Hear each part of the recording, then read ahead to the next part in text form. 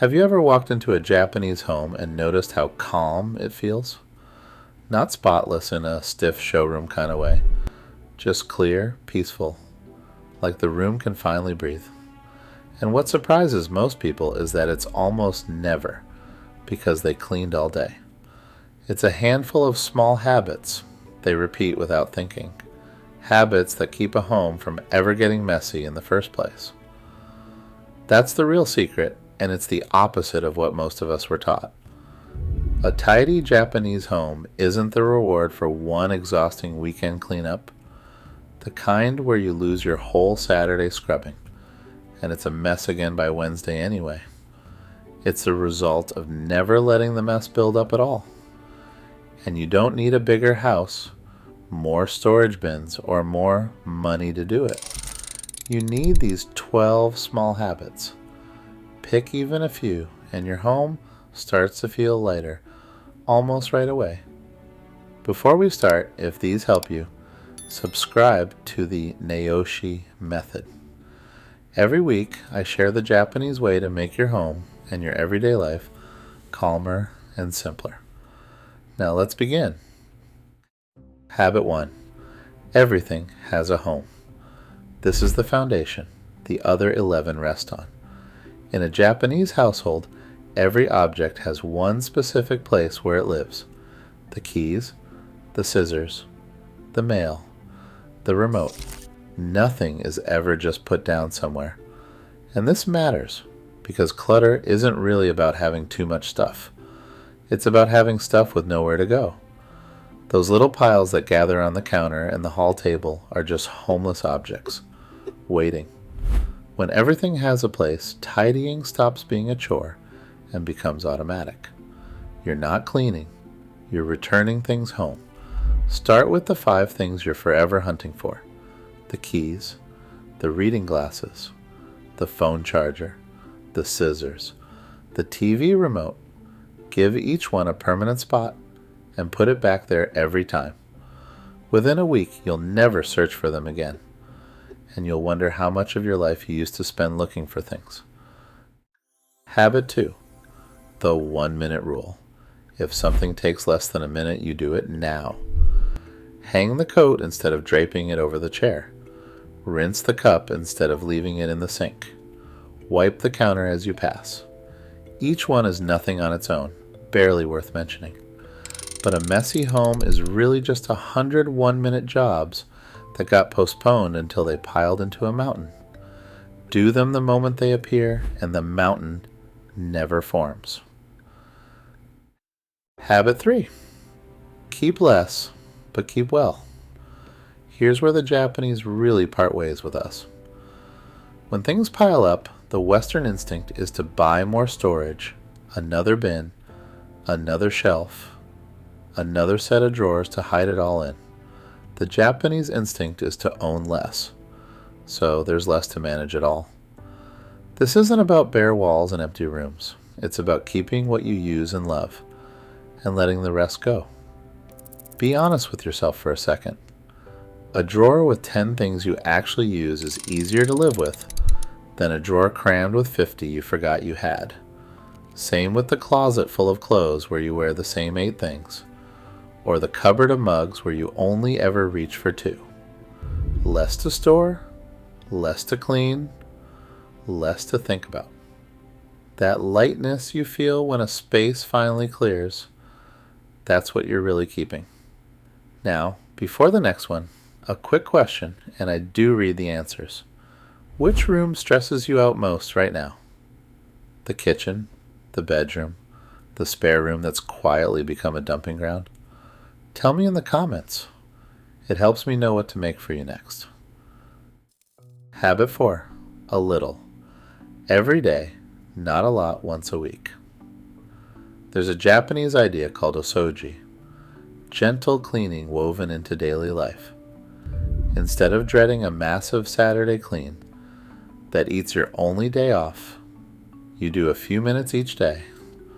A surface wiped while the kettle boils. A quick pass through a room on your way to bed. It never becomes a big job because you never let it grow into one. A home tended a little Each day feels looked after. A home blitzed once a week feels like a battle you're always about to lose again. Habit 5. Shoes off at the door. Simple, and it does far more than you'd think. In every Japanese home, shoes come off at the entrance. There's even a dedicated little sunken space for it called the Genkan. Think about what that means. All the dirt, dust, pollen, and grime you walk through outside stays right there at the door and never crosses your floors. Your floors stay clean 2 or 3 times longer. That's dramatically less mopping and vacuuming for a habit that costs you nothing and takes no effort at all. If you've never done it, try it for just 2 weeks. You'll be surprised how much less your floors need cleaning, and honestly, how much fresher and more restful the whole house feels the moment you step inside and slip your shoes off. It's a small line between the outside world and your calm. Habit 6. Clean as you cook. Picture the usual way. You cook in a happy whirlwind, then turn around to a mountain of dishes and a sticky wrecked counter right when you're tired and full and want nothing to do with it. Now picture the Japanese kitchen instead. The tidying happens alongside the cooking. You wipe the board while something simmers. You wash the mixing bowl the moment you're done with it. You put the soy sauce back in the cupboard the second you've used it, not at the end. By the time the meal is ready, the kitchen is nearly clean already. That after-dinner dread, that sink piled high, it just doesn't happen. The meal ends and you're free to actually enjoy the evening. Habit 7. The evening reset. 5 or 10 minutes before bed, returning the day's things to their homes, clearing the surfaces, plumping the cushions so the house is ready for morning. This small one carries more weight than any other on the list. Waking up to a tidy home changes your whole day before it's even started. You come down to calm instead of chaos, to a clean slate instead of yesterday's mess waiting to greet you. 5 quiet minutes at night buys you an unhurried morning. No frantic tidying before you're out the door. No sinking feeling at the sight of it all. It's one of the best trades in the house. Still with me? Good. Because the next few are the ones people tell me made the biggest difference of all. Habit 8. One space, one purpose. In Japanese homes, spaces tend to have a single job, and that's quietly powerful. The dining table is for eating, so it doesn't slowly become where the mail and the keys and the paperwork collect. The bedroom is for rest, so it doesn't fill with laundry piles and clutter that make it hard to switch off at night. When a space has one purpose, anything that doesn't serve it stands out immediately, and you deal with it before it settles in. Find the one surface in your home that's become a catch-all. For most of us, it's the kitchen table, or a particular armchair that's slowly vanished under a heap of stuff. Give it its purpose back, and then guard that purpose. Protect it, and it stays clear on its own. Habit 9.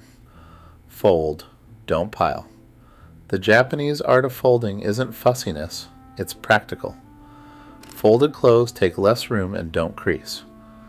And you can see everything at a glance instead of digging through a heap. That visibility is the real trick. When you can see all your clothes, you wear all your clothes, instead of rotating the same few off the top while the rest are lost and forgotten underneath. A folded drawer stays tidy because it's easy to keep tidy. A stuffed one collapses back into chaos the moment you reach in for anything. Habit 10. Handle paper the day it arrives. Paper is the sneaky clutter. Nobody notices it until it's on every surface. The mail, the flyers, the receipts, the bills, breeding quietly on the counter. The habit is to deal with it the moment it comes through the door. Junk straight into recycling. The few things that matter filed. Anything urgent handled right then. It never piles up because you never set it down to deal with later. And let's be honest, Later is exactly where clutter is born. A simple trick that works. Keep a small recycling bin near where you come in and sort the mail standing right there before it ever reaches the kitchen counter. Stop it at the threshold and it never gets a foothold. Habit 11. Care for what you own. This one goes back to a word you will hear me use a lot, Mottainai. The quiet sense that wasting something still good is a small shame. In a Japanese home, things get looked after. The good pan is dried properly. The coat is hung, not dropped. The tool is wiped and put back. And this quietly fights clutter, because things that are cared for last, and things that last don't need replacing. A home of working, well-kept things stays calmer than one slowly filling with the broken and the half-working and the "I'll replace it someday," shoved into drawers and corners where it sits for years. Habit 12. Leave a little empty space. The most Japanese idea of all, and the one I love most. In Japanese design, empty space isn't wasted or unfinished, it's the point. A clear countertop. A shelf with room around each object. A wall left bare. You don't have to fill every surface, every inch, every corner. Leaving space empty on purpose is what makes a home feel open and restful, in a way no amount of decoration ever manages. We fill our homes trying to feel settled, but stop filling every space, and you finally get to enjoy the space itself. The room breathes. So do you. So, 12 small habits. And here's what I want you to take from them. Not one is hard. Not one costs money. Not one asks for a whole weekend of cleaning ever again. The Japanese secret to a home that's never messy was never effort. It's rhythm. Small, gentle things, done a little at a time, so the mess never gets the chance to build in the first place. Don't try to do all 12 tomorrow. That would only overwhelm you, which is the opposite of the point. Pick the 2 or 3 that spoke to you most. Try them this week until they feel natural. Then add a couple more when you're ready. Little by little, almost without noticing, your home stops being something you fight and becomes something that quietly takes care of itself. Calm, clear, and finally peaceful.